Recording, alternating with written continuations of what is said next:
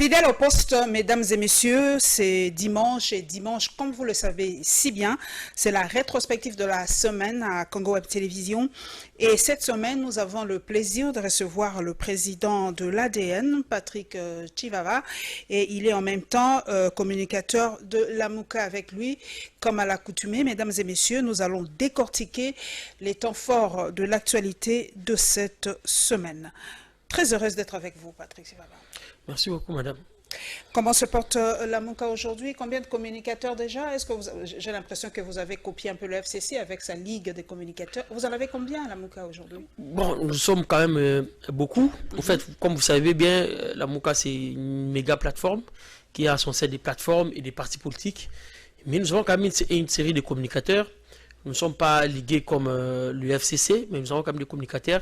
On se rassemble de temps en temps, où on se donne des éléments de langage pour revenir défendre les idéaux et surtout la position de Lamuka dans les médias. La position de Lamuka, et nous allons en savoir un peu plus par rapport à l'actualité, la position de Lamuka et entre les dirigeants, comment est comment dire, les relations, par exemple, entre Mozito et Bemba, entre Bemba et Fayoulou, entre Fayoulou et Moïse Katumbi, comment ça se passe? Les relations sont toujours au bon fixe. Au fait, c'est que beaucoup de gens ne savent pas, Lamuka a été créé sur base d'un principe qui est assez clair, le principe de liberté. Vous vous souviendrez que le 11 novembre 2018, lorsque Lamuka a été créé, juste 24 heures après, 2 personnes ont retiré leur signature, même si l'accord de Genève ne prévoyait pas ces retraits, mais personne ne les a suivis, personne ne les a jugés et personne n'a même parlé de ça. Nous sommes allés aux élections sans eux et nous les avons battus. Ils ont été obligés de se rallier à M. Kabila pour tricher. Donc, pour dire que nous évoluons comme ça, nous sommes là, personne n'est obligé d'être dans la Mouka. Tous ceux qui sont dans la Mouka, ils sont par leur propre gré de ces faits. Personne ne peut murmurer, personne ne peut avoir de la colère envers l'autre. Les relations sont bon fixes entre les grands leaders. La Mouka peut se muer en un parti politique ou, je ne sais pas moi, quelque chose de grand d'ensemble pour les élections en 2023. Est-ce que vous vous y préparez déjà pour 2023? Est-ce qu'il y aura encore je ne sais pas, c'est peut-être une politique fiction. Est-ce qu'il y aura encore un candidat commun en 2023 pour la Mouka? Nous pensons qu'il pourra avoir un candidat commun. Cela dépendra de la manière dont nous allons aller à ces élections. Il faut d'abord savoir que nous demandons des réformes. Si nous avons avoir des réformes au niveau du présidium, ils pourront se décider sur la stratégie, soit d'un candidat commun ou bien il faudra aller de manière dispersée. Mais sinon, nous sommes encore là et on évolue. On ne sera pas un parti politique parce que nous estimons que la Mouka est au-delà d'un parti politique, au-delà même d'une méga plateforme. Aujourd'hui, la Mouka est un esprit. Voilà, la Mouka est maintenant un état d'esprit. La Mouka existe dans chaque Congolais. La preuve, vous avez vu, les membres de l'UDPS, eux aussi se sont réveillés dernièrement ici et ils ont brûlé le Pinet. Donc la Mouka, c'est un état d'esprit et la Mouka concerne tout le peuple congolais. Simplement, nous avons deux catégories de peuple congolais. Il y a ceux qui sont d'accord ou bien ils ont la volonté de voir les choses en face et de les affronter. Et de l'autre côté, il y a ceux qui ne veulent pas le voir. Ils veulent jouer à l'hypocrisie et à la politique de l'Autriche. Mais ils ont aussi la Mouka en eux. Mais seulement, c'est un peu dormant. C'est un peu dormant. Politique fiction, encore j'aime bien. S'il arrivait aujourd'hui, parce que la politique en République démocratique du Congo est très dynamique, on le sait. S'il arrivait aujourd'hui qu'il y ait rapprochement entre le président de la République et Martin Fayoulou, par exemple, le dirigeant de la Mouka, quelle sera votre réaction? Est-ce que vous êtes vous-même, en tant qu'élite, en tant que politique, pour un rapprochement, la Mouka, Félix Tshisekedi? Voilà. À la fin, vous venez de vous amender par rapport à notre vision, parce que nul n'est censé ignorer que la Mouka ne donne pas à M. Tshilombo la qualité de président de la République, parce que nous estimons qu'il n'avait pas été élu, et surtout que Corneille Nangaa, jusqu'à ce jour, il n'a jamais rendu public les résultats. Il avait plutôt proclamé les résultats dans la nuit du 10 au 11, et à la fin, il a dit devant vous, les journalistes, que pour la publication, c'est le lendemain qu'il allait le faire. En détail, candidat par candidat, et jusqu'aujourd'hui, il n'a jamais fait. Le lendemain, il n'y avait pas de publication. Après, il s'est lancé directement dans la publication des législatives nationales, et paf, il s'est tué jusqu'aujourd'hui. Nous ne savons pas pourquoi il ne veut pas publier les résultats des élections. Et tant que ces résultats ne seront pas publiés, nous ne considérerons pas M. Tshilombo comme président de la République. Mais s'il faudrait que j'aille au niveau du rapprochement, nous n'avons pas un problème.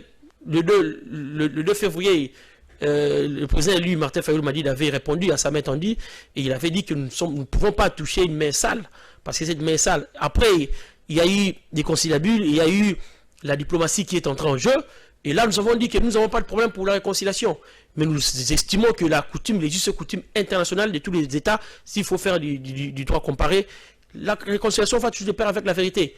S'il sera d'accord que nous parlons de vérité et réconciliation, comme la commission dirigée par les prix Nobel Desmond Tutu à l'Afrique du Sud, nous serons d'accord. Mais s'il faudrait flouer encore le peuple, créer une certaine organisation, une complicité, une conjuration contre le peuple congolais et ses intérêts, là nous ne serons pas d'accord. Nous prenons le tout premier thème, mesdames et messieurs. Nous allons parler un peu du social du Congolais. Vous le savez, mesdames et messieurs, la construction des seaux de mouton ou la non-construction, soyons clairs, pose énormément des problèmes aux Congolais, en tout cas surtout ceux de la Tchangou, en tout cas c'est très très difficile parce que personnellement, moi, pour arriver ici, j'ai dû faire 3 heures du temps pour arriver de la Tchangou au centre-ville. C'est vraiment terrible pour la population. La population fait le pied, la population, en tout cas, marche des kilomètres et des kilomètres parce que même en voiture, avoir même une voiture aujourd'hui, ça ne sert absolument à rien à Kinshasa. Vaut mieux avoir une moto. Vous imaginez, moi, Paulette qui monte en moto, c'est quand même désagréable, mais on est bien obligé d'arriver au travail. Et en tout cas, la population grogne par rapport à ces sauts de moutons, mais vous le savez aussi que le président de la République a quand même pris des mesures. Il y aura des décaissements pour qu'on essaye d'ici le mois de janvier. On nous a dit de prendre patience jusqu'au 30 janvier pour 30 juin, merci Patrick, pour qu'il y ait en tout cas pour qu'on puisse terminer ces sauts de moutons. Un peu de patience, on nous a demandé la patience et évidemment la réaction de MLP par rapport à l'arrêt des sauts de moutons. Plus de détails, mesdames et messieurs.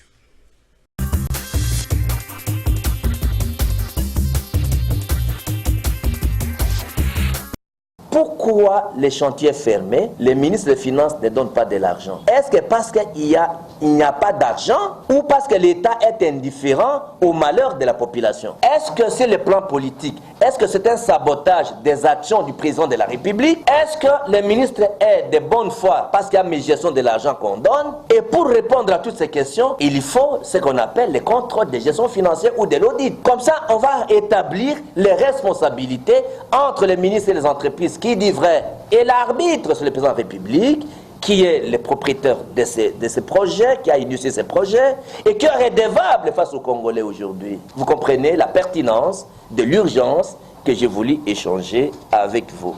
Saut des moutons de RTNC. Un taux d'exécution de 21%, soit 742 000 $ contre un paiement de 1 894 000 $, soit 54% sur le coût total de paiement. Croisement Libération 30 juin, un taux d'exécution de 55%, soit 2 684 000 $ contre un paiement de 2 430 000 $. Les ronds-points Sosiman, un taux d'exécution de 39%, soit 1 268 000 contre un paiement de 1 772 000. Il faut engager les débats pour permettre à la population de savoir est-ce qu'on continue avec de tels projets ou on arrête. Parce que sinon, celui qui va porter la responsabilité de la colère de la population, c'est le président de la République. Voilà pourquoi je le demande à terme de recommandations sur le P, plaire au président de la République, parce que c'est une année d'action et une philosophie de peuple d'abord. On ne peut pas ne pas terminer en urgence, en priorité, ces sauts des moutons. C'est une séance de travail présidée par le Premier ministre congolais en vue d'évaluer les travaux d'exécution des infrastructures en RDC. Cette évaluation concerne essentiellement le programme d'urgence des 100 jours et les sociales centrées sur la contribution. Cette évaluation concerne essentiellement le programme d'urgence des 100 jours et les sociales centrées sur la construction des logements sociaux des militaires et policiers. À en croire le vice-premier ministre du budget Jean-Baudouin Maillot, l'exécution de ces travaux est à hauteur de 55%. Le budget pour la construction de l'ensemble de sauts de moutons dans la ville de Kinshasa s'est chiffré à 46 millions de $. Les soldes pour terminer tous les travaux s'évaluent à 13 millions de $, si pas 14 millions. les taux d'exécution des travaux avoisinent les 55%. À noter que dès ce samedi, le Premier ministre Sylvestre Ilunga a ordonné le décaissement de 3,5 millions de dollars américains pour accélérer les travaux et chaque semaine, des fonds seront disponibilisés pour ces travaux. Signalant par ailleurs que le gouvernement Ilunga a pris l'engagement de terminer tous les travaux d'ici le 30 juin 2020.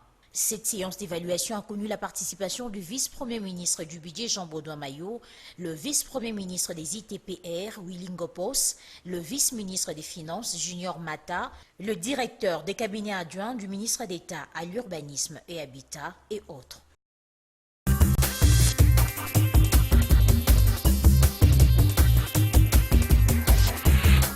Patrick Chivava, vous avez suivi avec moi les chiffres par rapport au saut de mouton, c'est ça qui est à la une aujourd'hui. Mais une question quand même qui m'a été soufflée, on m'a dit de vous poser cette question.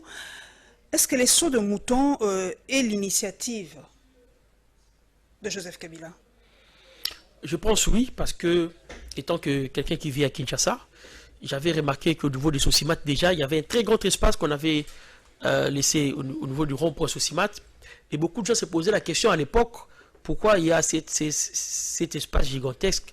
Et on a vu à côté, il y avait un panneau là, qui inscrivait que le saut de mouton devrait être construit là. C'était très longtemps avant, en 2019.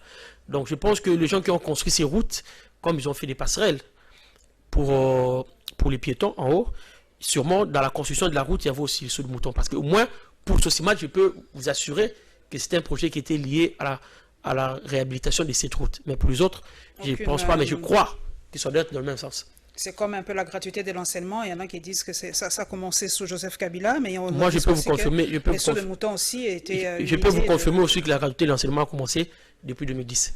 Depuis 2010, on en parlera. Vous avez suivi Franck Diongo, il a dit, il a décortiqué aussi, il a donné son point de vue sur ces sauts de mouton. Donc commençons d'abord par les ministres des Finances. Est-ce qu'il est la cause du blocage? Parce qu'on dit que tout repose sur lui, on l'accuse de tous les maux, c'est lui qui bloque, il ne veut pas décaisser l'argent et tout ça, c'est lui qui est vraiment le maître du sabotage de la construction des sauts de mouton. Quel est le rôle de Séléagui dans cette histoire des sauts de mouton? Non, je pense que ça relève de la mauvaise foi de mettre le ministre des Finances devant le collimateur ou devant la barre. Si on peut se rappeler, parce que apparemment les gens sont un peu amnésiques, le ministre des Finances qui est là, il a un budget qu'il gère. Les sauts de moutons ne font pas partie du budget. Les sauts de moutons font partie de ce qu'ils ont appelé le programme des 100 jours, programme d'urgence, d'histoire comme ça. Qu'on a légué au gouvernement. Et lorsque le ministre est venu, lorsque le gouvernement est arrivé, ils ont constaté que l'argent du programme des 100 jours était déjà décaissé. Ils n'ont pas pris de l'argent de manière graduelle, ils ont pris tout l'argent. C'est ce qui a créé... Les 46 millions prévus, comme l'a dit... je parle du programme de 100 jours de manière générale. Plus de 400 millions de dollars. Tout a été décaissé. Ils ont pris de l'argent. Alors, c'est ce qui a créé les trous. C'est ce qui nous a mis dans des difficultés financières. Alors, maintenant, dire que c'est le ministre des Finances. Vous voulez qu'il prenne encore l'argent qui n'est pas prévu pour le seul mouton, pour donner au seul mouton. Il faut d'abord qu'on nous dise, c'est bien beau. Le Premier ministre réunit les gens, il raconte des histoires, il dit qu'il va ajouter de l'argent et on aura les sauts de moutons les temps de 3,5 millions en truc d'urgence, je ne sais pas comment on appelle ça. C'est bien beau qu'on nous dise ça. C'est bien beau qu'on nous dise ça, mais pourquoi on ne veut pas nous dire qu'est-ce qu'on a fait de l'argent qu'ils ont pris avant? Parce que le taux d'exécution de travaux, c'est à 55%. Vous voyez quand même ce qui s'est fait à Pompage. 55%, je serais désolé, comme il dit 55%, c'est qu'ils ont construit sous terre. Parce que ce que nous voyons sur la terre, on ne peut pas appeler ça 55%. À la Tchangou, déjà, ils disent qu'ils ont fini, ils n'ont même pas fini. Lorsqu'on voit la maquette, on voit le seul mouton, c'est le jour et la nuit. Alors, je ne sais pas, c'est cet amateurisme frôle vraiment la sorcellerie. C'est pour ça que moi personnellement, je l'ai dit. Les retraits des signatures qu'ils ont fait le 11 novembre 2018 et l'opprobre qui les suivent, c'est ça maintenant. C'est un sabotage. Il y en a qui disent du point de vue politique, on veut saboter l'action du chef de l'État, comme Seleyagi et du FCC. Il veut saboter les premières actions du chef de l'État. On se rappelle qu'il nous avait promis les sauts de mouton avant la fin de l'année 2019. Et voilà, donc, comme l'a dit Franck Diongo, c'est le président seul qui aura à se justifier devant la population. Ce n'est pas Seleyagi, ce n'est pas le gouverneur, ce sera Félix-Antoine Tshisekedi. Moi, personnellement, je ne ferai pas ça comme du sabotage parce que M. Tshilombo n'est pas différent de Tchibala et de Badibanga. C'est un premier ministre de M. Kabila, il gère les pays il est le président de la République, un peu de respect. Il a été élu par la majeure partie de la population. S'il vous plaît. Il a l'impérium, il est même nommé premier vice-président de l'Union africaine. On ne parlera pas d'élection, il n'est pas nommé premier vice-président de l'Union africaine. C'est une fonction réservée à la République démocratique du Congo et nous avons à la tête du pays un usurpateur, quelqu'un qui a pris les pouvoirs par force, qui a joué à la dictature, qui a fait un coup d'État constitutionnel, aidé par Joseph Kabila Kabange, et qui prend le pouvoir. Mais on ne peut pas l'appeler président de la République comme ça, vaille. Sinon, on est dans quel pays où les élections peuvent être organisées et on n'a pas de résultats? Mais il est reconnu sur le plan international, Patrick Chivava. Qu'est-ce que vous voulez? Ne vous inquiétez pas, madame. Il est reconnu, il sillonne le monde, il est reçu comme président de la République du Congo. Nous connaissons notre histoire. Lorsque le maréchal Mobutu a pris le pouvoir le 25 novembre 1965, il n'avait pas gagné aux élections, il était reconnu. Lorsque le roi de Kabila a pris les pouvoirs le 17 mai 1997, il n'avait pas gagné aux élections. Il était reconnu, il a sillonné. Lorsque Joseph Kabila a pris les élections, les pouvoirs plutôt, au mois de janvier 2001, il n'avait pas gagné aux élections. Il a sillonné le monde. C'est très différent. Ce n'est pas le fait qu'il sillonne. En fait, c'est pour ça qu'il est fait. Il pense que parce qu'il est sur le tapis rouge, ça prouve qu'il a gagné aux élections.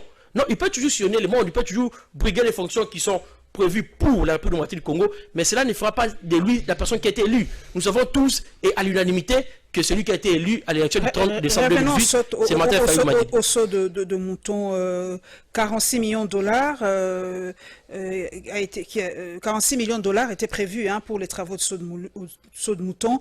Il reste que 13 millions, le solde c'est 13 millions, donc il y a quelques millions qui ont été décaissés, mais il y a des organismes déjà comme l'ODEP qui nous parle de 23 millions qui étaient prévus. Comment ça passe de 23 à 46 millions? Alors les responsabilités, qui va contrôler tout ça avec ces sorties des millions? Parce que chaque semaine, on aura à décaisser plus ou moins 3,5 millions de dollars selon le Premier ministre. Qui va contrôler tout ça?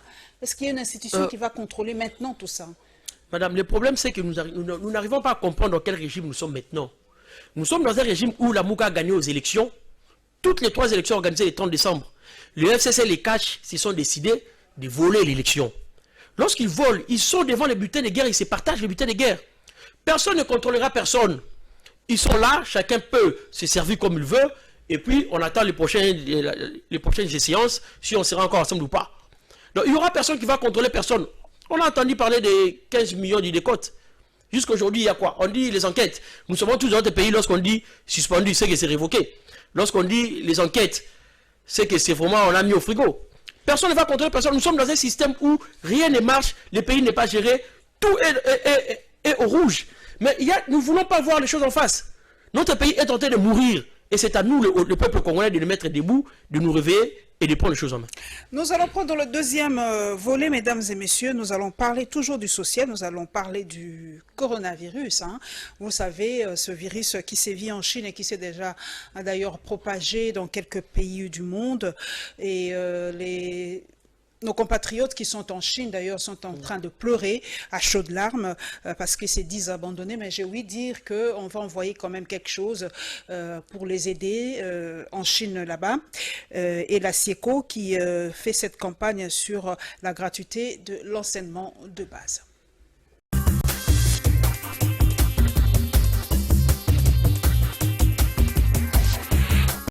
Les enseignants devront s'approprier de la gratuité de l'enseignement favorisé par le régime de Félix Tshisekedi. C'est dans ce cadre que le CIECO, le CSC Enseignement et la FENECO-UNTC ont initié une campagne de sensibilisation à l'Institut Kasavubu 2. Même dans nos villages, les enfants sont dans des écoles, même en dessous d'arbres. La gratuité a fait que les NU, qui étaient au nombre de 34 000 enseignants au primaire et 97 000 enseignants au secondaire sont aujourd'hui payés et que les NI qui sont au nombre de 80 000 enseignants sont en train d'être identifiés pour être mécanisés et payés au mois d'avril. Mais la gratuité de l'enseignement devra se faire accompagner de l'amélioration des infrastructures. Cécile Chiombo exhorte le gouvernement congolais à orienter les fonds versés par la Banque mondiale dans la construction de nouvelles écoles. Il est important aujourd'hui que le gouvernement aille au plus vite que possible à construire des salles de classe là où il y a d'espace pour désengorger les effectifs que nous avons dans des salles de classe. Il y a l'argent qui a été versé par la Banque mondiale. C'est là où nous avons dit merci à la Banque mondiale, mais néanmoins, cet argent doit servir. Cet argent doit servir de construction des écoles et non des salaires des enseignants. Ces trois syndicats de l'International de l'éducation disent s'investir en vue de s'assurer de la mécanisation rationnelle de nouvelles unités. Les deux critères principaux retenus par les experts de l'Agence des Nations Unies pour estimer que les 13 pays sont plus exposés que d'autres à l'invasion du coronavirus sont les taux élevés des contacts de voyage entre ces pays et la Chine. Bien qu'aucun cas n'a été encore déclaré sur les territoires congolais, l'alerte de l'OMS se veut une interpellation en direction des autorités congolaises pour renforcer des mesures de surveillance aux aéroports et autres entrées. Au sujet des mesures de surveillance, le gouvernement de la République démocratique du Congo est en train de prendre des précautions nécessaires pour éviter l'entrée de l'épidémie coronavirus sur les sols congolais. Le professeur Jean-Jacques Mouyembe, virologue et directeur général de l'Institution nationale des recherches biomédicales, a déclaré que le pays se prépare à renforcer son système de surveillance contre cette épidémie respiratoire. D'ici le 9 février, l'INERB sera en mesure de dépister sur place au pays des cas éventuels de ces virus qui continue à faire des victimes en Chine et ailleurs à travers le monde.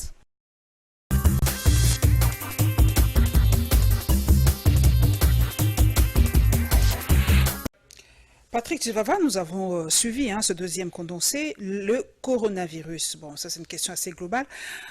Beaucoup de gens se posent la question si le coronavirus n'est pas tout simplement une arme bactériologique, si ce n'est pas une façon de déstabiliser un peu l'économie chinoise, parce qu'aujourd'hui on parle déjà pas d'une récession, mais d'un ralentissement de l'économie chinoise aujourd'hui.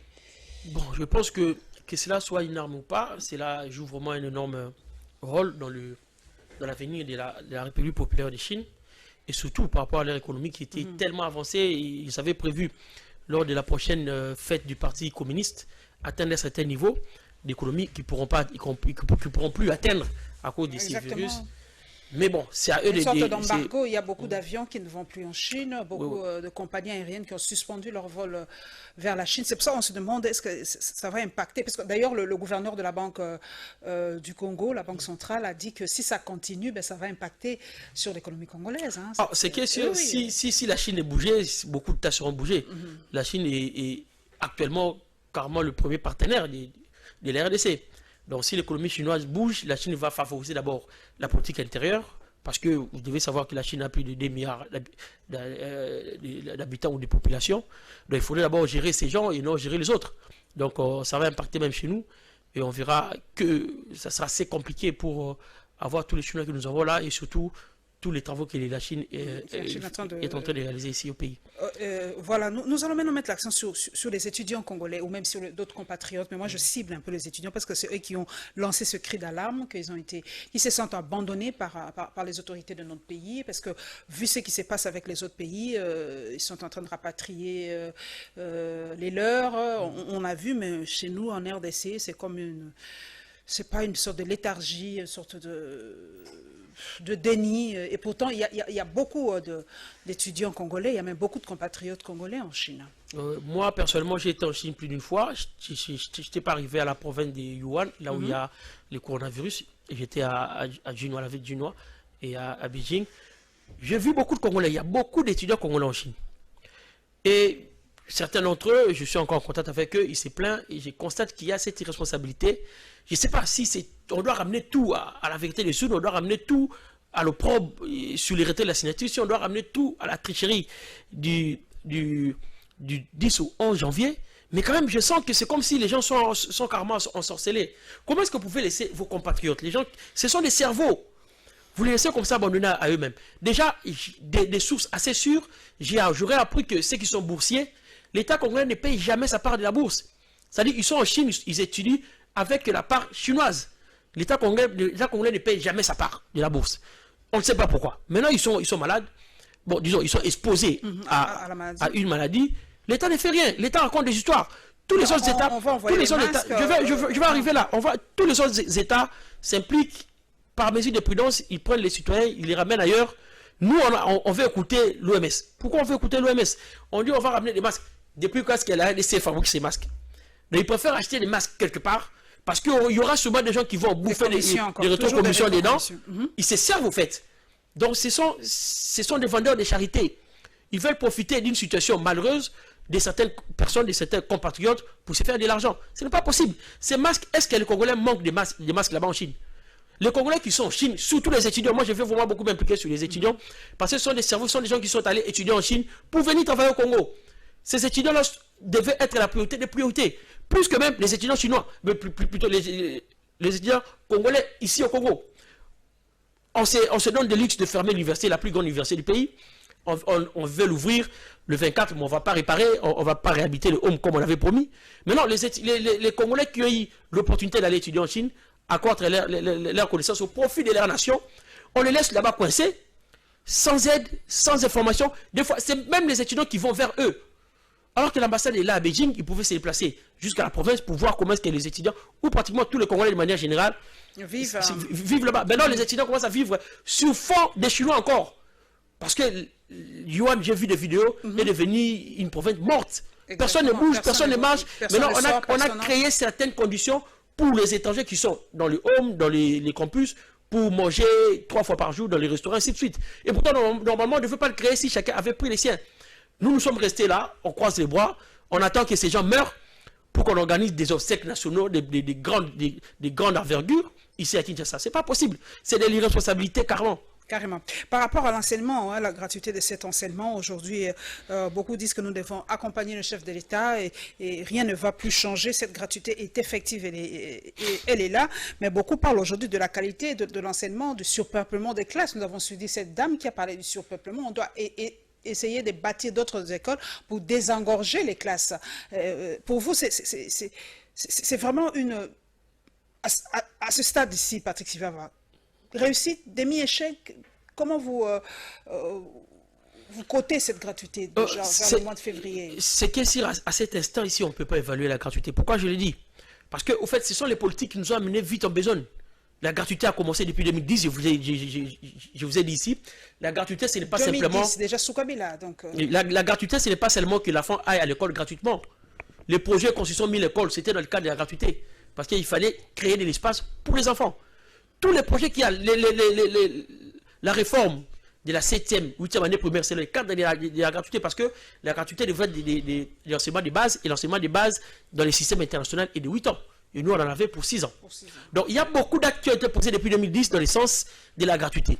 Mais seulement les discours politiques, je ne sais pas si c'est pour influencer les gens, pour se faire aimer, de sauter, d'enjamber directement le processus de réforme, c'est ce qui nous cause des problèmes. Heureusement, nous avons un ministre d'État, ministre de l'enseignement primaire, secondaire, technique, qui est du domaine et qui fournit un très grand effort pour récupérer la situation politique et arriver à les contextualiser et avoir des résultats positifs. Si on avait quelqu'un qui ne se connaissait pas, je vous assure que maintenant on allait avoir grève et les enfants qui seraient dans des conditions pas possibles. D'ailleurs, avec les sauts de moto, il y a un parent qui m'a écrit et il m'a dit carrément que ses enfants sont tous les jours fatigués parce que les enfants quittent la maison. Il habite à Lipen, les enfants quittent la maison à 4h30 parce que les enfants étudient au collège Boboto. Donc ils quittent la maison à 4h30 du matin et ils arrivent vers 6h, 6h30. Vous voyez déjà le laps des temps. Les enfants terminent l'école 15h, ils arrivent à la maison à 18h. C'est parce que toute une journée comme ça dans les routes et il m'a dit vraiment qu'à ce rythme, il a peur pour que ses enfants craquent. Vraiment, tout ça, dans le pays, on ne se rend pas compte que tout est lié. Peut-être eux ils disent que le saut de mouton n'impacte pas, mais ils ne se rendent pas compte que le saut de mouton impacte aussi sur l'enseignement des enfants, sur le rythme des vies des gens, les travails et tout ça. Et comment vous, personnellement, vous vivez aujourd'hui par rapport à ces sauts de mouton? Et comment vous faites pour circuler dans la ville de Kinshasa? C'est pratiquement... C'est incroyable. On se pose la question si nous devons travailler à la maison. Exactement. Si nous devons travailler à domicile ou pas. Et si on travaille à domicile, il y a des choses qu'on doit faire, des vives voix, on ne sait pas le faire. On est obligé de faire la queue, d'attendre des heures pendant les embouteillages liés au saut de mouton. Je ne sais même pas pourquoi. Je cherche toujours à savoir qui a donné cette idée de les faire directement tous au même moment. Je cherche vraiment à connaître ces messieurs. Parce que je ne vois pas l'intérêt qu'il y avait de faire les sauts de mouton de Pascal au même moment que le saut de mouton de pompage. Quel intérêt il y avait? On pouvait commencer à le faire un à un, on allait évoluer. Mais le plus grand problème, c'est que si vous fouiniez, vous essayez un peu de voir dans le fond, vous constaterez que c'était toujours dans le sens d'une opération de charme. Le problème, c'est qu'on peut mentir tout le monde sauf sa conscience. Il y a un groupe de gens qui sont malmenés par leur conscience.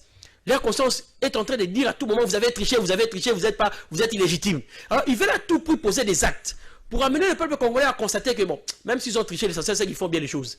Alors, ces opérations de charme, ils les font pour prouver à la population que, même si on a triché, les moyens d'acquisition des pouvoirs n'est pas important. Le plus important, c'est qu'on développe le pays. Les poussent maintenant à poser des actes contre le même peuple et qui pourra les amener à être mis hors l'état de nuit à un certain moment. Donc, pour vous, cette gratuité, on devait aussi y aller mollo par palier, hein, la gratuité de l'enseignement. Hein. Normalement, parce que là, on a donné un très grand travail au ministre Willy Bakonga. Comme je l'ai dit, heureusement qu'il est du domaine, il arrive à s'en sortir. Si on avait un ministre qui n'était pas du domaine, je vous assure que cette année, on allait vivre des choses. Nous avons entendu parler du projet Percé, je préfère en parler avant, que ça se parle, c'est ce que vous appelez, c'est ce que nous avons entendu là, le projet de la Banque mondiale pour la construction. Il y avait le projet PRIS, maintenant il y a Percé. On va construire des écoles, il y aura peut-être l'élève qui habite Tchang ou qui est obligé de venir à Boboto, qui pourra avoir une école à côté de chez lui, et fournir des fois d'aller juste à côté, 5 minutes il arrive à l'école et 5 minutes à la maison. Il y a beaucoup de projets qui sont pilotés par le ministre d'État, le ministre de l'EPST, Willy Bakonga, et nous espérons et nous croyons à sa bonne foi et surtout à son expérience dans le domaine pour essayer de pallier excusez-moi les termes, aux bêtises entre guillemets des politiques de nous précipiter dans cette histoire rapidement. Cette histoire de gratuité, même si c'est constitutionnel, ils nous le disent, c'est inscrit dans la Constitution, c'est comme le découpage territorial, c'est inscrit dans la Constitution. Donc le chef de l'État n'a fait que respecter la Constitution, il n'est pas allé au-delà. Nous allons parler, comme nous avons parlé du chef de l'État, vous le savez, le Premier ministre belge est arrivé ici à Kinshasa après plusieurs années, hein, c'est en tout cas une sorte de réconciliation, de renaissance de la diplomatie, de nos relations en dents de scie, comme vous le savez, toujours entre la Belgique et la République démocratique du Congo. Donc le Premier ministre a rencontré le président de la République et bien sûr le leader de la MOUCA qui lui ont remis leur feuille de route, hein, on va en parler. Et évidemment la réaction des politologues par rapport à l'arrivée de cette grande dame, de la première ministre belge.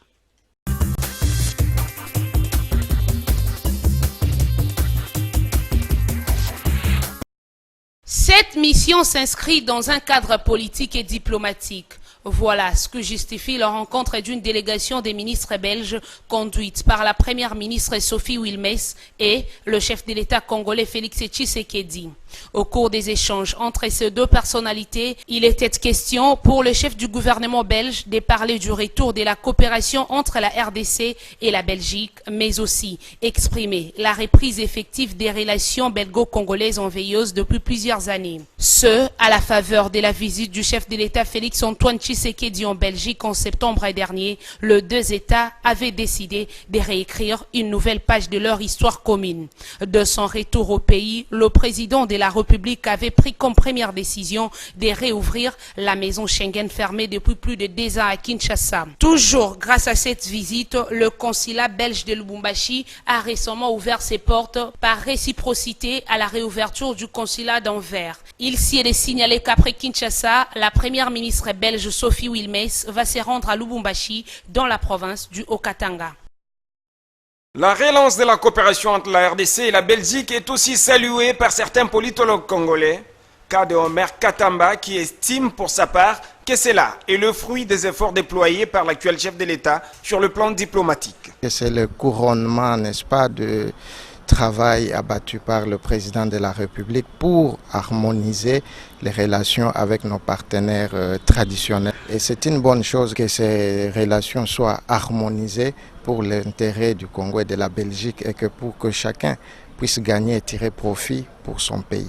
Une reprise des relations diplomatiques sur fond d'un partenariat gagnant-gagnant, certes. À cela devra s'ajouter la gestion orthodoxe d'une quelconque aide financière faisant suite à la dite coopération. Nous avons une responsabilité de bien gérer, n'est-ce pas, nos finances, parce que quand on vous donne de l'aide, ce n'est pas de l'aumône qu'on est en train de nous donner, et que nous devons fournir un effort pour bien gérer, n'est-ce pas, ce qu'on nous donne comme aide, et que cette aide-là soit vraiment orientée dans les secteurs productifs pour permettre à l'État, n'est-ce pas, d'avoir la capacité de la soutenabilité budgétaire, et c'est très important. À noter, la première ministre belge a été tour à tour reçue ce jeudi par le premier ministre Ilunga Kamba et par l'actuel chef de l'État Félix Tshisekedi.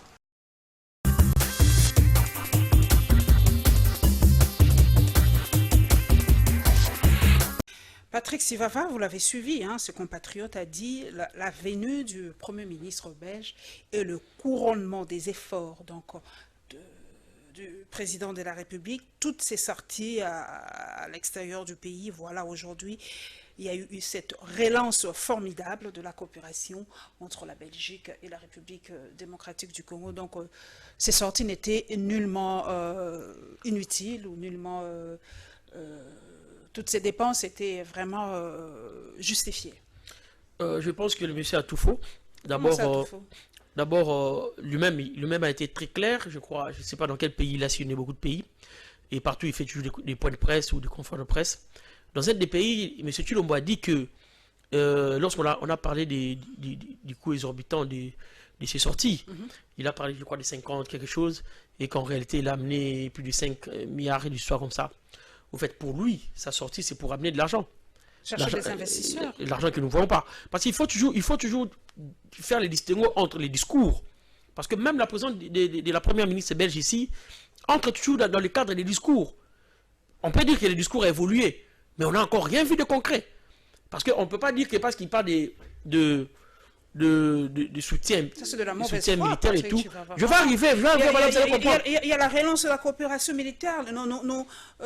La relation avec nos partenaires traditionnels était vraiment presque morte. Il n'y avait plus rien, il n'y avait aucun déplacement, personne ne venait encore en RDC. Le chef de l'État de l'époque ne sortait presque pas. Donc aujourd'hui, on a ce balai presque diplomatique. Donc vous n'allez tout de même pas dire que c'est inutile. Ça ne ramène rien au pays. La grande question. Parce que nous ne sommes pas à l'extérieur de ces pays. Nous vivons à l'intérieur. La grande question que nous devons nous poser, qu'est-ce que ça nous amène tout ça? Il y a eu un changement dans notre quotidien. La coopération militaire pour la protection des frontières, par exemple. C'est pour ça que j'ai dit ça reste dans le discours. Parce que la dame a été très claire. Elle a dit qu'elle est venue aider notre pays à résoudre des problèmes politiques et des problèmes économiques. Exactement. Est-ce que l'on peut dire qu'on a directement trouvé la sortie des crises politiques que nous avons depuis janvier 2019? Non. Ça reste dans les discours. Elle va poser des actes. Elle était venue, elle est passée voir le président élu, Martin Fayulu Madidi. Elle a reçu notre plan de sortie des crises. Mais ça ne veut pas nécessairement dire que directement, les plans de sortie de crise est en application. Mais je suivis aussi Peter Kazadi, qui est votre, comment je peux me permettre l'expression, votre rival politique, qui a dit que c'est carrément inutile, hein, ce papier de sortie de crise, que Martin Fayulu est en train de se tromper d'époque et tout ça. Et voilà quoi, donc ça ne sert à rien de parler de ça, de cette sortie de crise. D'abord, ces plans de sortie de crise n'ont pas été adressés à l'UDPS, parce que, comme un érudit a dit, vous n'allez pas demander à la personne qui a créé le problème d'apporter la solution à ces problèmes. C'est adressé à toute personne de bonne foi au niveau international ou national, autre que ceux qui ont créé le problème, c'est-à-dire le FCC les cache, qui pourra trouver des moyens de remédier à cela. C'est une manière pour nous de dire et de mettre devant l'histoire et devant nos enfants et nos petits-enfants les responsabilités de tout et chacun. Lorsque nos enfants viendront, ils seront grands, nos petits-enfants seront grands, nous poserons la question. Qu'est-ce que vous avez fait en 2019? Comment vous êtes arrivé à ces niveaux en 2020? Nous dirions, nous avons proposé un plan de sortie de crise. Et Peter Kazadi dira à ses enfants et à ses petits-enfants que non, nous on avait fait les Yankees. Et lorsqu'il verra que l'injustice, la fraude, la tricherie sera contre lui, il va se réveiller, il va la mouka aussi. C'est ça le problème en fait. Nous avons deux catégories, comme j'avais dit avant. Nous autres qui sommes des gens qui sont toujours derrière la justice, nous sommes derrière les principes. Et les autres personnes qui sont derrière les gens. C'est-à-dire, lorsque la justice est en sa faveur, il applaudit ou bien carrément il se tait. Il attend que cette injustice-là soit en sa défaveur pour parler. C'est dans ces lots-là que se trouve M. Peter Kazadi. Nous sommes là, nous mettons le peuple à témoin. L'histoire s'écrit, la mémoire collective de notre pays s'écrive maintenant. Et nous verrons 5 ans, 10 ans, 20 ans après, qui aura quelle place dans l'histoire de notre pays. Cette année, ce sera le 60e anniversaire de l'accession de notre pays à l'indépendance déjà. Donc ceux qui sont nés en 1960 auront 60 ans, ça passe très vite. Et nous avons suivi aussi que le président de la République a invité le roi des Belges à venir. C'est comme l'a fait Mobutu lors du 10e anniversaire de notre pays, à l'accession de notre pays à la souveraineté national et international. On a suivi les images, nous filons quand même l'histoire. Le roi de Belge vient toujours, 10 ans, 20 ans. Je ne sais pas si lors de 50 ans, il était là. Donc, ces relations avec la Belgique, Patrick Sivab, en tant qu'élite, est-ce que nous ne pouvons pas couper un peu ce cordon ombilical qui nous relie tout le temps à la Belgique? Ce qui est sûr, ça sera très compliqué de couper ces cordons. Nous sommes liés par l'histoire avec la Belgique, qui a occupé notre pays, qui a colonisé notre pays pendant 80 ans. C'est beaucoup. Bon, je mets l'époque de Léopold II dedans et l'époque du Congo belge. 80 ans, on a partagé la même histoire, c'est quand même beaucoup. Imaginez que les temps que nous avons fait depuis que nous avons notre souveraineté nationale et internationale est moins que les temps que nous avons passé avec eux. Parce que nous aurons 60 ans maintenant. Avec eux, nous aurons passé 80 ans. De 1985 à 1885 à 1960. On a passé beaucoup de temps ensemble et nous pensons que ce sont des liens que nous pouvons exploiter en faveur de deux peuples. Ce que nous devons éviter, c'est que les néocolonialismes soient instaurés. Par exemple, ce que vous appelez les efforts, les déploiements diplomatiques. Non, c'est le néocolonialisme qu'on vient remettre. Vous verrez, lorsque le FCC ou le PPRD ou le MP à l'époque s'est brouillé avec ces gens, ils étaient devenus des nationalistes. Les discours nationalistes, que chacun s'occupe de ce qui se passe dans ce pays, ainsi de suite. Moi, je veux dire que nous, il faut qu'on arrête d'aller pleurnicher tout le temps chez les parents, chez les nocos, chaque fois. Voilà, Martin Fayoulou va pleurer. Moi, je le dis, je ne mâche pas les mots. Il est allé pleurer chez la Première ministre. Voilà, et il nous faut ce plan de sortie de crise. Il faut que vous pesiez de tout votre poids pour que ce plan de crise puisse se mettre en exécution. C'est ça le néocolonialisme, ce pseudo-paternalisme que nous avons toujours, ce syndrome de Stockholm que nous avons toujours par rapport aux Belges. D'abord, il faudrait comprendre, madame, que ce n'est pas la Mouka ni le président élu Martin Fayoulou qui a invité la première ministre belge ici. Donc, s'il faudrait taxer quelqu'un de pleurnichard devant les oncles et les nocos, ce ne serait pas comme nous. Ils sont arrivés ici et ils connaissent. Ils ne sont pas quand même bêtes. Ils connaissent où se trouve la légitimité et ils ne peuvent pas sortir ça y passer. Nous avons vu tous ces balais diplomatiques venir au Congo dans la tranche 2011 et 2018. Disons, si on peut descendre, 2016, il passait toujours voir le Sphinx de Limité. Ce n'est pas parce que c'était un homme extraordinaire, mais parce que ces gens ne sont pas bêtes et ils connaissaient où se trouvait la légitimité. La légitimité, on ne peut pas la cacher. Lorsque une autorité vient ici, nous, on ne l'appelle pas. La preuve, eux-mêmes, ils viennent même jusqu'à la résidence du président élu, parce qu'ils savent où se trouve la légitimité et ils savent sur qui compter. Mais simplement, ils sont devant les faits accomplis, ils sont devant un pouvoir de fait, ils sont obligés de faire avec celui qui est là et qui est en train de chauffer les sièges de M. Joseph Kabila. Mais sinon, ils connaissent où se trouve la légitimité. Ils ont les résultats des élections, mais ils ne peuvent pas les publier parce que ça sera de l'ingérence. Ça relève maintenant du secret des polichinelles. Tout le monde sait que c'est Martin Fayoulou m'a dit qu'il a été élu. Tout le monde sait que M. Tchoulombo était troisième. Tout le monde sait que M. Tchada était deuxième. Mais simplement, chacun est en train de s'occuper de ce qu'il peut faire. Les États n'ont pas d'amis, ils ont des intérêts. Ils se disent, si on peut avoir des intérêts avec celui-là, on ne voit pas pourquoi on va refuser de les côtoyer. Mais ils savent que ce n'est pas lui qui était élu. Avec la Belgique, pourquoi nos relations sont toujours aussi passionnées, passionnelles avec la Belgique? Pourquoi? Parce que je pense que, comme avec tous les États du monde, il y a toujours cet néocolonialisme que j'ai dit.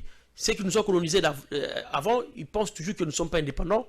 Nous sommes toujours des enfants, on doit toujours être là derrière eux, dépendre d'eux et faire ce qu'ils disent à la lettre.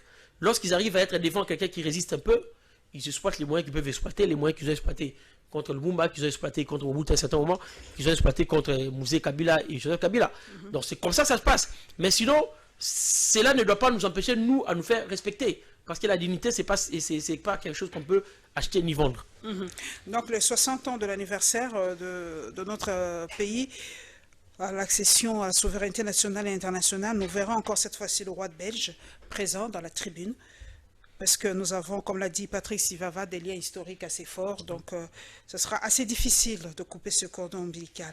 Donc, mesdames et messieurs, nous continuons. Nous allons parler maintenant du pasteur Mukuna. Vous le savez, nous l'avons suivi dans les ondes, qui s'est plaint, qu'il a été interpellé par les services de sécurité et qui se disent que non, en tout cas, il s'est rendu compte, en fait...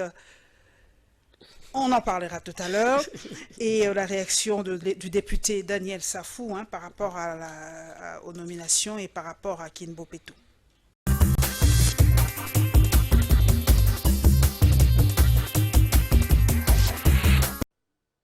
Devant le Conseil national de sécurité, c'était à la fois une interpellation, une menace et une intimidation.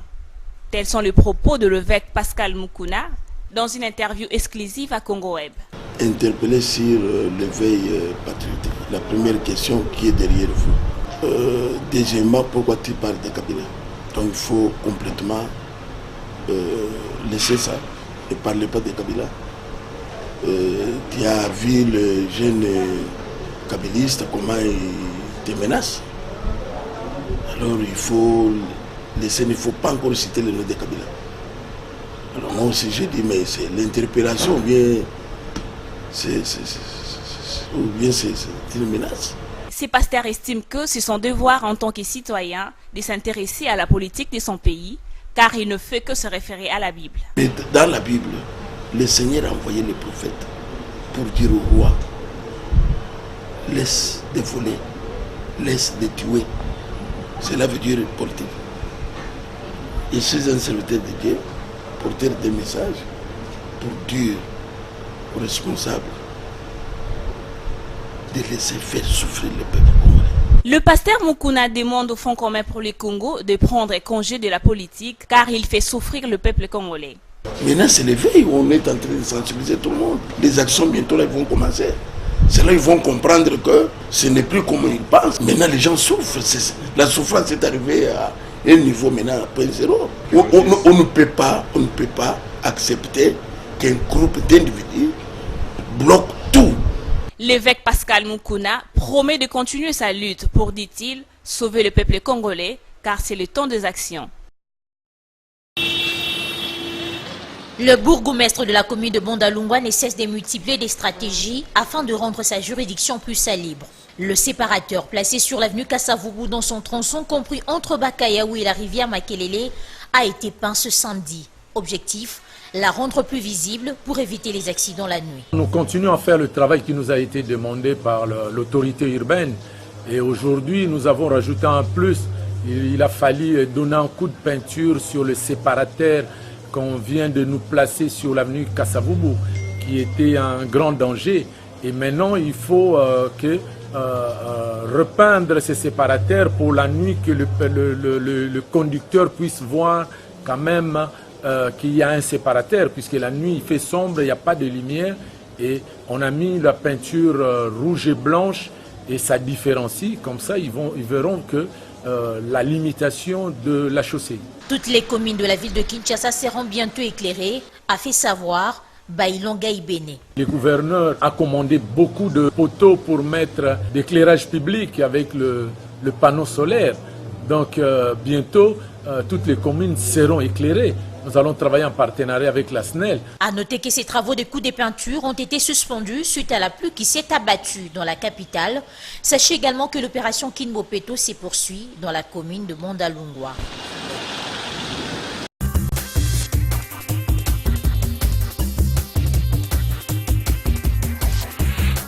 Donc, désolé mesdames et messieurs, c'était le bourgmestre Bailon, mon Dieu son nom, je ne parviens toujours pas à prononcer, mais Gaïbene, merci. Cette opération Kinbopeto dans la commune de Bondal, beaucoup disent c'est du saupotage, du saupoudrage, c'est de la poudre de perlimpinpin, voilà, parce que on peint l'avenue Kassavoubou, mais à l'intérieur de Bandalungwa, c'est la crasse, c'est même pas qu'à Bandalungwa, Kinshasa aujourd'hui, voilà. C'est une poubelle à ciel ouvert. Voilà, donc, heureusement pour vous, vous êtes amendé à la fin. J'allais dire pourquoi on parle qu'il y a des Bandal. C'est tout Kinshasa qui est sale. On nous a parlé, c'est comme si on se moque du peuple, on se moque des Kinois. On veut nous parler des Kinbopeto. Et puis paf, on fait rien. On fait l'inauguration, on fait des histoires des tonneaux. Je ne sais pas comment est-ce que 12 millions d'habitants qui vivent à Kinshasa peuvent avoir comme poubelle des tonneaux. On sent qu'il n'y a aucune initiative, il n'y a aucune organisation, et il n'y a même aucune volonté politique sur cela. Et puis encore, on a mis tout le monde dans le lot pour faire je ne sais pas si je peux appeler ça sortie officielle ou lancement des travaux. Et même le chef d'État était présent. Le chef de l'État était pour présent avoir ça comme résultat. Le lancement tout ça parce que les gens, les responsabilités ne sont toujours pas mises sur la table. Chacun dit, moi je peux faire ce que je veux, je suis dans le régime des butins. C'est ma part, parce que j'ai combattu pour qu'on ait... J'ai suivi ce matin, dans les réseaux sociaux, j'ai suivi Fils Monkoko qui dit que nous, c'est une façon toujours de saboter les actions du chef de l'État parce que le gouverneur de la ville de Kinshasa est du FCC. Donc, il veut faire porter ce chapeau au chef de l'État parce qu'il avait invité, lors de l'inauguration de ce chantier, je peux m'exprimer ainsi, de Kinbopeto. Donc, c'est le chef de l'État qui porterait le chapeau à tous les coups, cette fois-ci. Bon, madame, moi je pense qu'il faudrait quand même que nous ayons la latitude d'écouter les gens qui sont écoutables, les personnes qui sont censées connaître et qui ont de la connaissance approfondie. La constitution de notre pays est très claire. Nous avons les compétences exclusives de la province, les compétences exclusives du gouvernement central et aussi des compétences qui sont communes. Donc, même à Kinshasa, il y a des routes qui sont pour la commune, il y a des routes qui sont pour le gouvernement central. On peut pas charger les gouverneurs en disant qu'ils veulent boycotter. Et pour des zones qui sont liées à la compétence exclusive du gouvernement central, c'est encore la faute du gouverneur de province? Non. C'est un argument. Au fait, pour les adeptes du parti politique UDPS, eux, ils ne font pas du mal. Ils ne sont pas incompétents. Tout ce qu'eux, ils font, c'est bien. Lorsque c'est mal, c'est quelqu'un d'autre. C'est-à-dire, le diable, c'est l'autrui. Alors que même les biens en question, on ne le trouve pas. Donc, pratiquement, on peut dire qu'eux, ils ne font rien. Parce que tout ce qui est fait est mauvais. Et tout ce qui est fait par autrui. Donc, c'est-à-dire, eux, ils sont là, ils ne font rien. Ils ne font que subir. Alors, si c'est une manière pour eux de nous lancer un message clair, disons qu'ils sont faibles et ils ne peuvent rien faire, c'est bon, c'est d'accord, on le comprend. Mais ils ne doivent pas nous dire que ils font que du bien, et lorsque c'est mal, c'est qu'il y a des gens qui sont contre les actions. La seule chose qu'ils ont fait, c'est multiplier des associations, asso fachi, asso machin truc. Là, ils sont très bien informés. Lorsqu'il faut gérer la République, ils ne savent rien faire. La seule chose qu'ils savent faire, c'est bouler le pneu, jeter le cocktail Molotov, détruire la chaussée. Là, ils sont vraiment experts.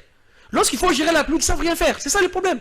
Par rapport à la suspension de certains bourgmestres, parce qu'ils sont fâchés, hein, nous allons parler, ce sera le dernier sujet, les membres de l'UDPS, moi je suis quand même assez poli, ce sont les membres de l'UDPS, ce ne sont pas des adeptes, ça n'engage que vous. Les membres de l'UDPS se sont dit que nous, le gouverneur a été, impartial, parce qu'il a choisi de sanctionner que ceux de l'UDPS ou ceux de Cache, et en épargnant les bourgmestres, par exemple, qui font partie du FCC. D'abord, je veux devoir m'expliquer sur l'expression adepte. Ce n'est pas utilisé de manière isolée, c'est vraiment utilisé sciemment, parce que les membres d'un parti politique se comportent d'une manière connue. Il y a la discipline, il y a des ordres qui doivent venir de la hiérarchie. À l'UDPS, c'est 3 personnes qui se réunissent. C'est la base, hein, c'est la base qui est l'organe central. Même la base en question. La base en question doit quand même être organisée. N'importe 3 personnes se réunissent, ils viennent de prendre je sais quoi, ils brûlent les pneus. Et il y aura des badauds qui vont entrer, on dit UDPS. Et ils acquiescent ça. Alors qu'il faudrait qu'ils refusent. Alors, c'est toute personne qui se met devant leur siège n'est pas membre de l'UDPS. Alors, s'il faut utiliser l'expression membre, c'est donner à ces gens une qualité officielle. Alors qu'ils sont des gens qui se réclament UDPS. Moi, je les appelle adeptes. Ils ne sont pas membres de parti. Je suis sûr que les actes qu'ils posent, les autorités de ces partis politiques ne peuvent pas accepter la responsabilité de ces actes-là. Y a-t-il cassure entre les membres et la haute hiérarchie de l'UDPS? Parce qu'ils se disent que c'est comme si on les a oubliés, que les autorités de l'UDPS ne suivent plus, n'écoutent plus la base depuis Genève. Moi, je vous ai dit, il y a eu l'accord secret qui a été signé entre M. Kabila et M. Tshilombo. Mais simplement, pour M. Kabila, il pensait que M. Tshilombo allait amener sa base. Mais c'est fait qu'il n'arrive pas à convaincre sa base de coaliser avec M. Kabila et sa base aussi. Il faudrait celui que M. Kabila a aussi beaucoup de gens derrière lui. Alors c'est ça le point. C'est pour ça qu'ils se trouvent, les leaders des autorités au pouvoir. Le peuple à l'opposition. Les partis d'oppo pouvoir. Ils constatent que nous n'avons pas le pouvoir. Il y a que les aveugles, si je peux utiliser l'expression, qui ne peuvent pas voir que l'UDPS n'est pas au pouvoir. Alors la base n'est pas aveugle. Constate que l'UDPS n'est pas au pouvoir et continue à revendiquer et continue à fonctionner dans l'essence de conquérir le pouvoir. Alors que pour certaines personnes, l'UDPS a déjà conquéri le pouvoir. Pour la base, l'UDPS n'est toujours pas au pouvoir. Il faut se battre pour conquérir le pouvoir. C'est pour ça qu'ils se comportent comme un parti d'opposition. Et ils ne sont même pas à la résistance comme nous. Et ils sont à l'opposition carrément. Carrément. Et par rapport au bourgmestre, cette sanction est injuste selon vous? Mais le problème, c'est que en matière de suspension ou de révocation, il faudrait quand même se le dire que celui qui nomme, c'est celui qui révoque. C'est ça le problème. Je vous ai dit ici que une partie des Congolais pense que l'injustice devient injustice seulement lorsqu'elle se trouve être en défaveur d'eux. Lorsque l'injustice est en votre faveur, il faut déjà réclamer. Lorsque M. Chantini Ngobila avait nommé des bourgmestres, c'est à cet instant-là que l'UDPS devait marcher. Lorsqu'ils ont vu que cette injustice-là était en leur faveur, qu'on a nommé les leurs, ils se sont tus. Alors, ils ne savaient pas que le fait qu'ils se sont tus, ils ont donné à M. Chantini Ngobila le pouvoir de les révoquer. Il ne les a même pas révoqués, il les a juste suspendus. C'est celui qui nomme, qui révoque, c'est la théorie de l'acte contraire. Alors, et il parle d'injustice, mais injustice comment? C'est lui-même qui connaît ses motivations. Pourquoi il a laissé, par exemple, les bourgmestres de Lemba, pourquoi il a laissé des limités, et pourquoi il a suspendu des Ngalema, par exemple, et des Ngaba. C'est lui seul qui connaît ses motivations, et il n'a pas, de compte à rendre à eux. Parce qu'il n'y a pas eu des élections, il n'y a pas eu des élections aussi. Pourquoi? Peut-être au Parlement provincial, mais pas à eux, la base, entre guillemets. Base, hein. Et tout ça, c'est la cause et la conséquence de la non-organisation des élections au niveau municipal, urbain et tout. Donc, mon parti, précisément l'ADN, on fait que crier sur l'organisation de ces élections. Depuis 2016, on parle de ça. Organiser les élections municipales, on ne veut pas. Parce que on estime que ce sont des petits postes. Eux, les leaders, ils peuvent être députés, ils peuvent être ministres. Les membres de leur parti, ils s'en foutent d'eux. Alors, organisez les élections municipales et vous verrez que la responsabilité des dirigeants ira jusqu'au niveau de la base. Les chefs de quartier, disons, le bourgmestre d'abord, il sera entouré d'un conseil municipal qui sera composé de 10 ou 15 personnes qui vont les surveiller. Mais vous laissez une seule personne se comporter comme un roi télé dans une provincette, dans sa commune, et après vous plaignez. Exactement. Et par rapport au pasteur Mukuna, beaucoup disent, mais enfin, qu'est-ce qui se passe? Pourquoi il s'est plaint aujourd'hui? Parce que on l'a suivi, il a dit qu'il a été interpellé par les services de sécurité. On lui a empêché de parler contre le président honoraire Kabila. Et lui s'est dit que pour lui, Kabila continue toujours de diriger. Et voilà. Qu'est-ce que vous pensez de sa réaction? Je pense que, comme je l'ai dit tantôt, que la Mouka est un état d'esprit et la Mouka se trouve dans tout Congolais. Simplement, il y a des gens qui ont la Mouka en mode dormant, et il y a des gens comme nous qui ont la Mouka en mode éveillé. On n'a pas froid aux yeux, on dit clairement qu'il y a eu tricherie, on n'a même pas publié les résultats, on a juste proclamé. Tout ça, on l'a dit. Les autres les savent aussi, mais ils se taisent. Soit parce qu'ils ont peur, soit parce qu'ils ont honte, soit parce qu'ils pensent que la tricherie est à leur avantage, ils n'ont rien à foutre. Mais lorsqu'ils constatent que ça devient à l'air des avantages, ils commencent à se réveiller aussi à la Mouka. C'est ce que le pasteur Mukuna fait. Moi, personnellement, je suis content qu'il ait dit ouvertement, il a fait son coming out, comme pour les... On n'a pas à le dire ici, on comprend. Okay. Il a fait son coming out, et j'ai demandé à d'autres personnes qui aussi constatent, aussi avec amertume, se plaignent dans les coulisses, de faire comme le pasteur Mukuna et de réclamer haut et fort la restitution des faits, et surtout la restitution de la vérité. Mais aujourd'hui, on a ouï dire, nous avons fouillé quand même, nous avons appris que Mukuna faisait cela parce qu'il voulait, ou il veut avoir le poste du président de la conférence, c'est ça, CENI, c'est dit Commission électorale nationale indépendante. Et ce n'était pas pour rien, ce n'était pas gratuit. Rien n'est gratuit avec le pasteur Mukuna. C'est ce poste à la tête de la CENI qu'il convoite. Comme ce sera donné à un religieux, donc il veut avoir ce poste-là. C'est pour ça qu'il faisait tout ce bruit-là. Bon, je crois que là, il faudrait poser la question, mais déjà avec notre plan de sortie de crise, et surtout avec les réformes que nous avons proposées, la CENI est quand même ciblée aussi. Nous pensons que nous n'allons pas accepter que la CENI ait en sa tête quelqu'un qui a été dans la campagne de Chadari et après a été où c'est carrément donné le poste un peu au culte de conseiller politique de M. Tshilombo. Ça serait vraiment mettre quelqu'un qui sera jugé parti. C'est ce qu'on reproche aussi un peu au pasteur Mukuna. Je ne sais pas s'il avait lui-même déjà répondu à la question. À un moment, il était un fervent défenseur de Joseph Kabila, c'est vrai. Et aujourd'hui, il tourne kazakh, il dit presque des propos pas déplaisants, mais lui, il dit que c'est la vérité. Il est là pour sauver le peuple congolais. Et on lui reproche ça, ce retournement de sa veste par rapport à Joseph Kabila, son manque de loyauté vis-à-vis de Kabila. Bon, je pense que dans la vie, il faut toujours être loyal. Ça, c'est un principe. Il y a un principe vraiment universel. Mais simplement, de manière universelle aussi, il y a un principe qui dit qu'il est toujours pas tard pour faire de bonnes actions. S'il estime qu'il a compris, il a refusé de Komesana. Et il pense qu'il faut qu'il l'amouka, comme nous autres. C'est toujours une bonne idée. Mais simplement, il faut faire les choses pour l'intérêt de la population et non pour les intérêts partisans. Nous allons aller, mesdames et messieurs, tout doucement vers la fin. Nous allons voir l'avant-dernier dossier. Nous allons aller à l'UDPS. Nous allons parler de la tension à l'IMT. Vous l'avez suivi cette semaine. Et ensuite, cette conférence et débat au sein du parti cher au Sphinx de l'IMT.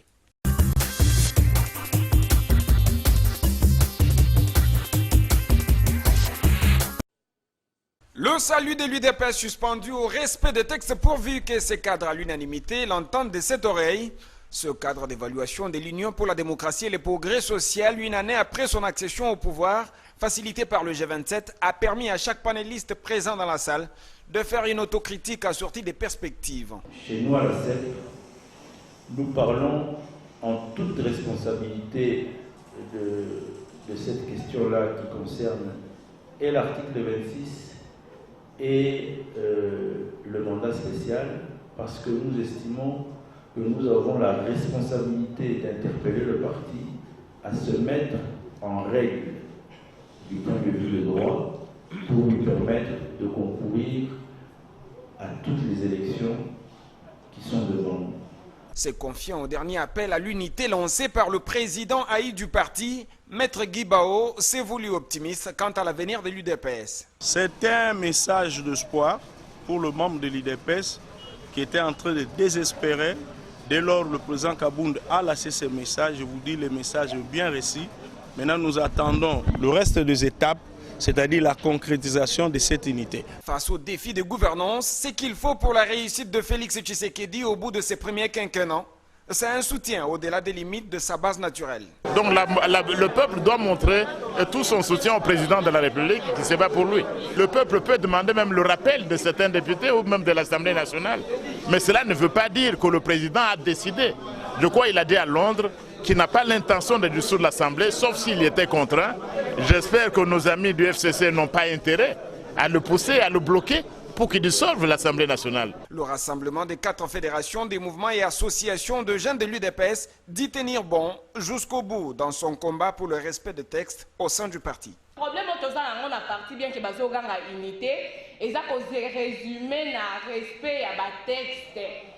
En colère, les combattants ont brûlé de pneus et ont bloqué la circulation sur le boulevard Lumumba. Ils protestent contre la suspension des bourgmestres de communes d'Engaliema et d'Engaba, qui sont membres de l'Union pour la démocratie et les progrès social. Les manifestants s'insurgent aussi contre la coalition FCC Cash parce que selon eux, c'est les grands handicaps à l'action du président Félix Tshisekedi.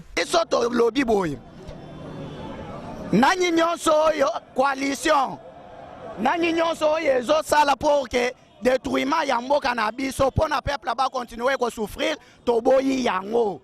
Une année après tosali pe en tant que citoyen congolais évaluation ya mariage nyonso wana tomoni ke apporter rien ce n'est que normal biso to boyango o nyonso Gentini Nkubila na clique na bango bazosala toyebi bazwa moto bakotisa na makambo politique ya mboka te eza moko ya stratégie na bango o bazofanda na laboratoire na bango bazopréparer pour créer trouble na mboka. La police a dispersé les manifestants et a ainsi pu dégager l'avenue Lumumba pour permettre la bonne circulation des véhicules.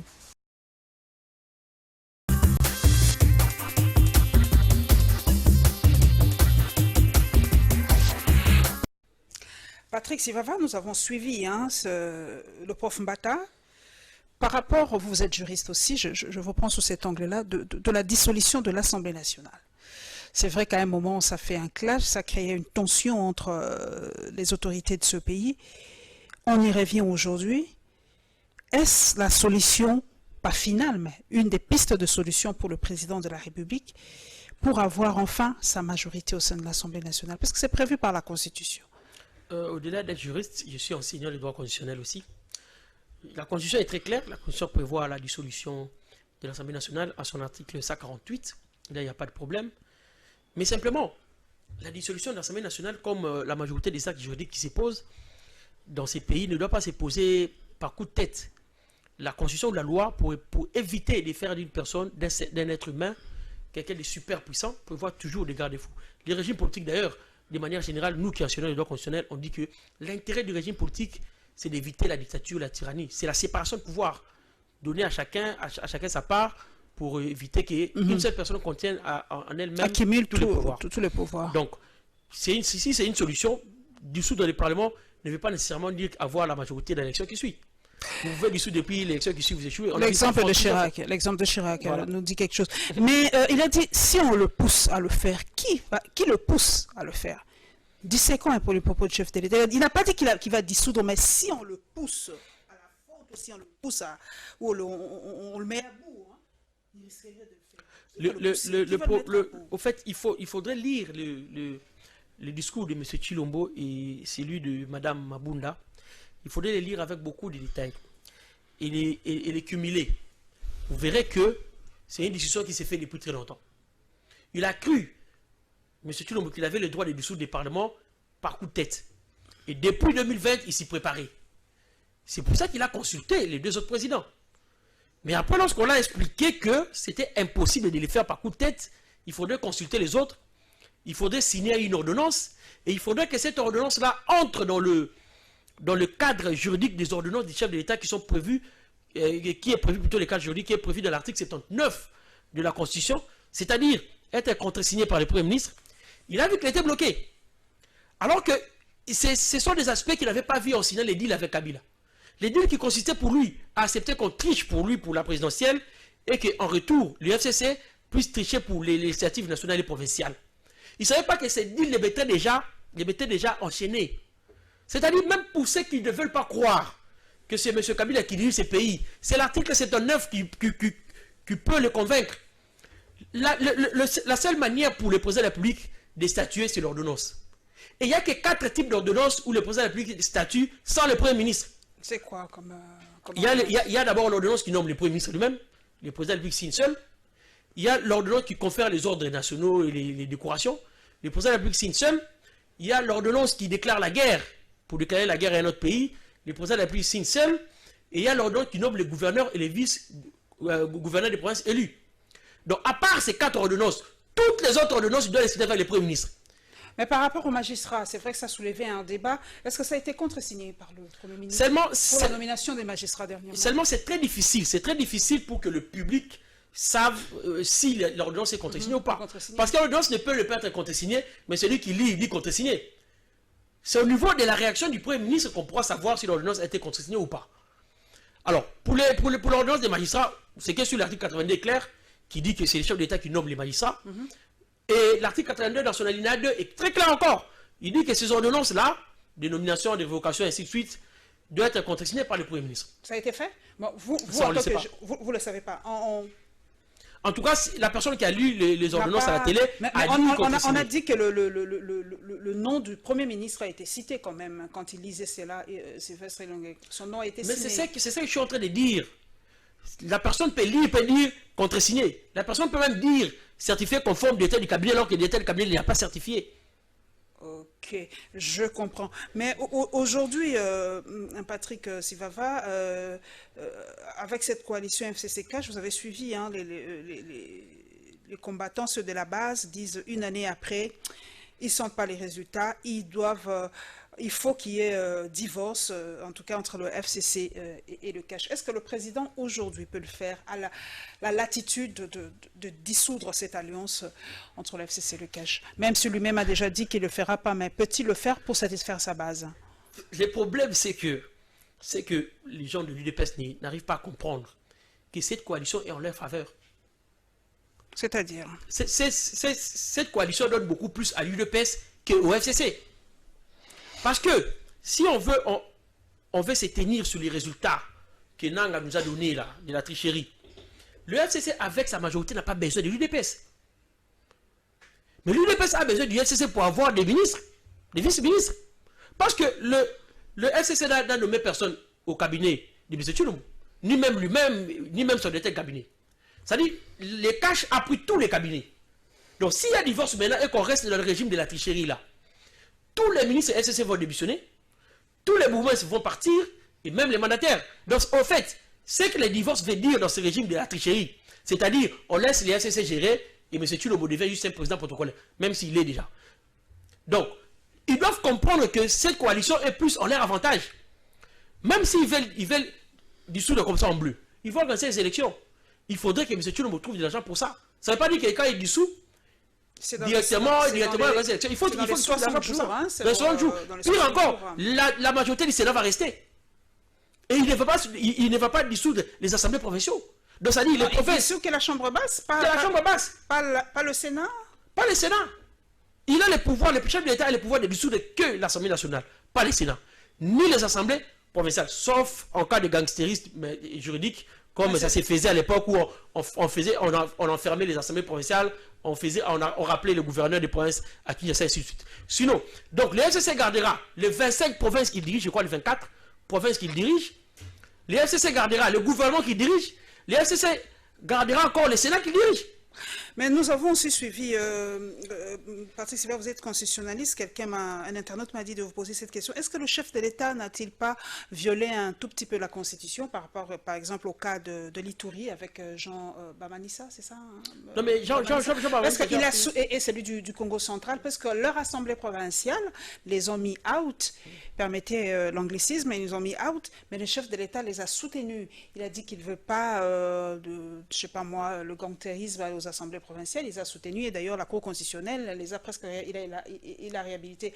Est-ce que c'est pas une ingérence du chef de l'État, une institution dans une autre institution que sont les assemblées provinciales? Bon, je crois que là, il n'a pas posé des actes de droit, il n'a juste pas notifié ou bien révoqué. Et en attendant, il y a une procédure judiciaire qui a été déclenchée par les personnes qui ont été victimes.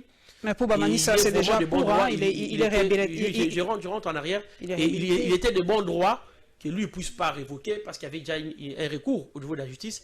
Et maintenant que le gouverneur Bamanissa a été réhabilité, je pense qu'il n'y a pas vraiment de problème. Mais la position du chef de l'État par rapport au soutien à ces deux gouverneurs déchus par leur assemblée provinciale, est-ce que le chef de l'État ne devait pas garder sa neutralité, comme, je ne dis pas comme la reine d'Angleterre, mais quand même, ne pas prendre position face à ces situations? Le problème dans notre pays, c'est qu'on n'arrive pas à comprendre que depuis 2019, nous sommes dans un état de non-droit.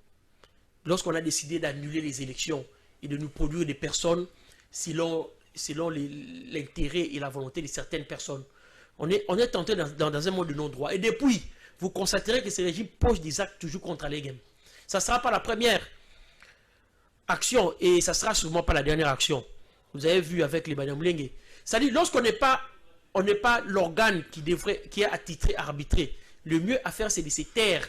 Sinon, sa position pourra influencer l'organe qui doit arbitrer. Donc c'est là qu'il y a la faute. Bien sûr, c'est fou vraiment de tout le monde, on prend des positions, on doit parler, parce que l'autre ne parle pas, moi je dois parler, on doit être loquace, même s'il faudrait qu'on dise des choses qui ne cadrent pas avec la réalité, l'essentiel c'est qu'on parle. Vous avez parlé de Banyamulenge, moi ce nom me fait toujours titre. Qu'est-ce qu'il y a avec le Banyamulenge? C'est quoi? Pourquoi vous avez cité le Banyamulenge dans vos propos? Parce que je suis du Sud Kivu, je suis du territoire de Walungu et du secteur de Ngweshe. Donc je connais les problèmes qu'il y a dans les hauts plateaux des Minembwe et précisément dans les collines de Mulenge. Je connais les conflits qu'il y a. Beaucoup de gens ne savent pas, je vais dire aux téléspectateurs, que ces conflits opposent 8 ethnies. Ce n'est pas les Banyamulenge contre 7 autres. Les Babembe, les Batembo, les Bavira, ils sont beaucoup.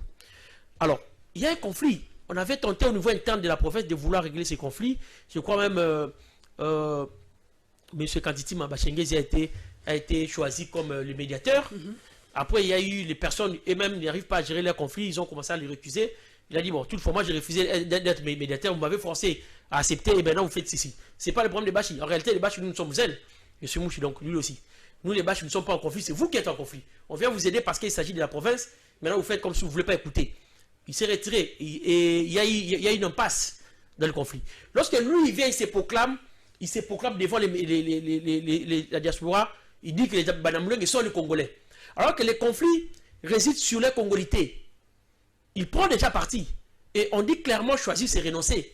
Quand il choisit de prendre part sur la thèse des Banyamulenge qui sont Congolais, il renonce sur la thèse des 6 autres ethnies qui disent que les Banyamulenge ne sont pas Congolais. Alors que s'il se mettait dans la peau du chef de l'État, de celui qui devait réunir les peuples, il ne devait pas choisir. Et là, il s'est mis dans la peau de celui qui doit diviser. Et on comprend qu'on n'est pas chef d'État, on est là juste pour gérer les affaires courantes. Parce que même M. Kabila n'avait pas fait ce genre de choses. On ne peut pas prendre des positions comme ça. La moindre des choses, nous avons un ministre d'État, ministre de la décentralisation, même s'il doit être parti au procès parce qu'il est aussi de là. Oui. Mais il faudrait créer une commission, on crée des commissions ministérielles pour gérer les problèmes. On ne se met pas devant les gens parce on sait qu'on est local, on a grandi dans une maison, on parlait français. On parle français et on dit des choses qui n'ont rien à voir avec la réalité. Et on prend parti et on déséquilibre directement l'affaire. Ce qu'il a pris comme position à accentuer les conflits. À amoindrir les autres par rapport au Banyamulenge. Accentuer le conflit. Mais une question assez claire. Donnez-moi 5 minutes parce que c'est une question. Je crois que je recevrai Patrick Sivava sur l'international pour parler de cette question qui fâche, mais on doit en parler. Est-ce que les Banyamulenge sont-ils congolais? Là, je ne peux pas répondre directement, mais donnez-moi juste 30 secondes, je vous réponds. Sont-ils d'origine rwandaise? Je vous réponds. 30 secondes. La nationalité de notre pays est régie par la constitution de notre pays. Les droits positifs congolais, c'est l'article 10 de la constitution. L'article 10 de la constitution est clair. J'ai fait une tribune sur ça, je crois qu'il y a des gens qui ont lu sur internet et dans la presse écrite. L'article 10 est clair. Et congolais d'origine, parce que la congolité c'est soit d'origine, soit d'acquisition. Et l'acquisition est personnelle. Et comme nous parlons des Banyamulenge qui sont un groupe, donc ils ne peuvent pas avoir la congolité d'acquisition. Ils doivent avoir la congolité d'origine. Et congolais d'origine, l'article 10 est clair. Toute personne qui appartient à une ethnie qui était au Congo et qui avait son territoire dans ce qui est devenu la République démocratique du Congo le 30 juin 1960. Ils en avaient leur territoire. C'est là qu'il faut poser la question. Les Banyamulenge étaient au Congo le 30 juin 1960. Avait-il un territoire? Avait-il un territoire à eux dans ce qui est devenu la RDC, les 30 juin 1960, oui ou non? C'est en posant ces questions qu'on trouve des réponses. Qu'on aura la réponse. Je vous aurai spécialement pour ça, parce que déjà, il y a d'autres confrères sous d'autres cieux qui ont parlé de la balkanisation. Il y a même aujourd'hui le Rwanda qui s'élève pour dire qu'il n'y a pas un procès pour balkaniser la RDC, mais les gens en parlent et nous-mêmes, nous devons casser ce tabou et parler de cette histoire de Banyamulenge, parce que c'est vraiment une épine pour le Grand Congo. Nous allons terminer par l'affaire Moïse. Je ne sais pas si c'est Moïse Mbié, mais on va parler de l'affaire Moïse et de la présentation de la ceinture de boxe de M. Ilunga au président de la République.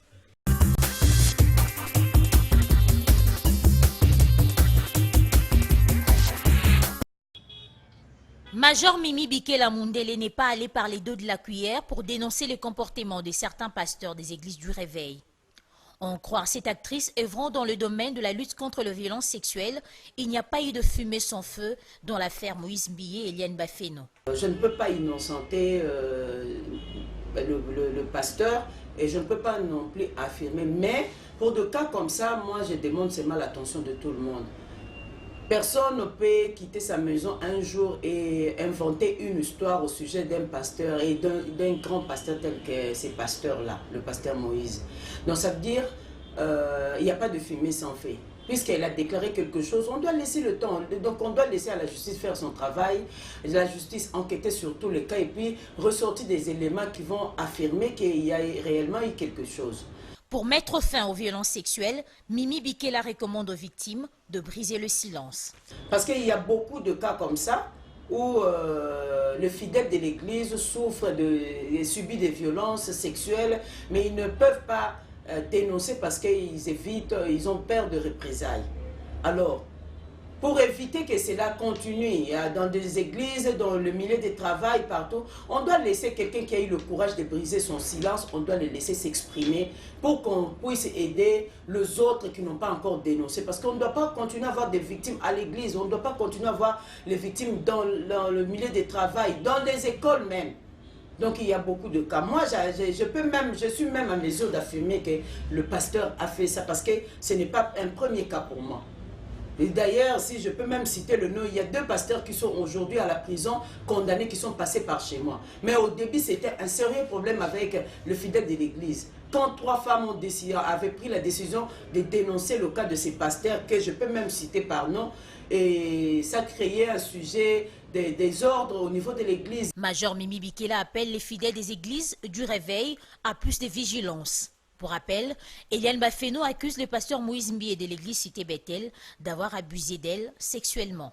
Gants de boxe en guise de cadeau au chef de l'État, une façon pour le champion du monde de boxe de remercier Félix-Antoine Tshisekedi pour son soutien. Je pars directement féliciter le chef de l'État pour tous les efforts qu'il est en train de faire pour un peu changer notre pays, amener notre pays à la progression. C'est pour cela j'ai honoré le pays et je suis en train de voir comment le chef est en train de m'honorer. En tout cas, je suis très content. Nous avons eu un projet que nous devons aider nos compatriotes congolais. C'est-à-dire, je connais comment la boxe fonctionne ici, j'ai commencé ici et j'ai envie que nos enfants et nos petits-enfants puissent survivre la valeur de la boxe même quand nous ne serons pas là. C'est-à-dire, nous avons des projets qui seront mis en place d'ici là. Le président de la Fédération congolaise de boxe et promoteur de Junior Ilunga a quant à lui salué l'implication du chef de l'État. Ensemble, avec le président de la République, ils ont aussi évoqué la question relative au soutien du gouvernement s'agissant de la promotion de la boxe en République démocratique du Congo. Comme de coutume, après avoir été qualifié, on devait se présenter sur le chef, c'est lui le premier sportif. C'est-à-dire c'est à lui que la ceinture appartient. Donc après, on a été avec le chef, on a présenté M. Junior, on a présenté la ceinture. Et il y a eu quelques petits problèmes. On devait s'entendre avec le chef, entre autres le soutien du gouvernement par rapport à nos boxeurs, professionnels et amateurs. Tout a été réglé. Junior Ilunga Makabu est le premier Congolais champion du monde de boxe anglaise dans la catégorie de lourd léger. Il projette une tournée à travers la République, histoire de présenter sa ceinture à ses compatriotes.